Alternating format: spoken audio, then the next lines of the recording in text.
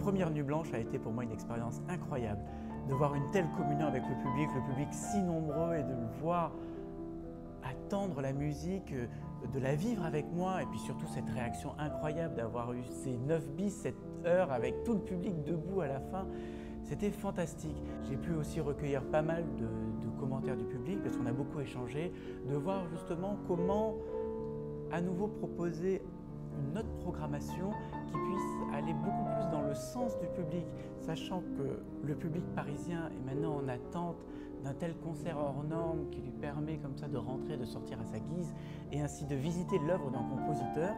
C'est là où je me suis dit que contrairement à ce que j'avais expliqué il y a 2 ans, de penser la totalité de l'œuvre d'un compositeur de façon chronologique, qui moi me plaisait en tant qu'interprète, de présenter au contraire plusieurs récitals qui vont à chaque fois dans le cadre d'1 heure présenter toute l'œuvre d'Erik Satie.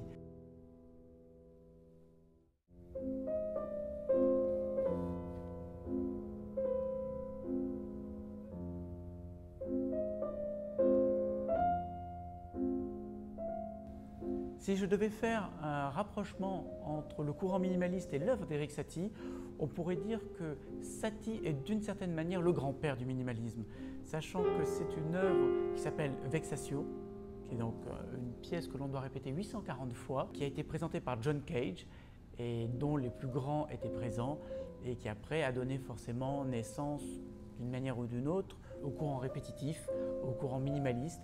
Et après, il y a aussi d'autres œuvres qui étaient phares, comme par exemple la 3e gnossienne, qui est d'une essence répétitive mais sans lettres, avec un matériel mélodique qui, pour l'époque, était beaucoup plus neutre, ou comme le disait John Cage, qui allait jusqu'à la limite de la dépersonnification.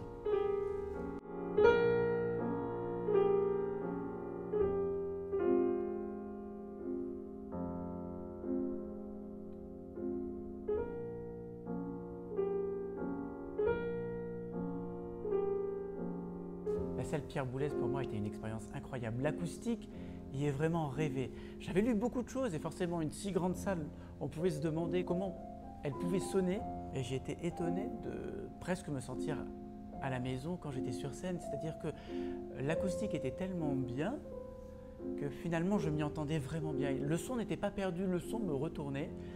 Et en parlant avec le public, et je sais que certaines personnes du public se sont amusées à justement vivre le concert à différentes places, puisque c'était la possibilité qu'on avait grâce à la Nuit Blanche qui n'avait pas de pause, donc pas d'applaudissements. Donc le public pouvait s'amuser à écouter le concert à différents endroits pour pouvoir véritablement goûter l'écrin de la grande salle Pierre Boulez. Et ils m'ont dit qu'à chaque endroit, finalement, le piano sonnait très bien.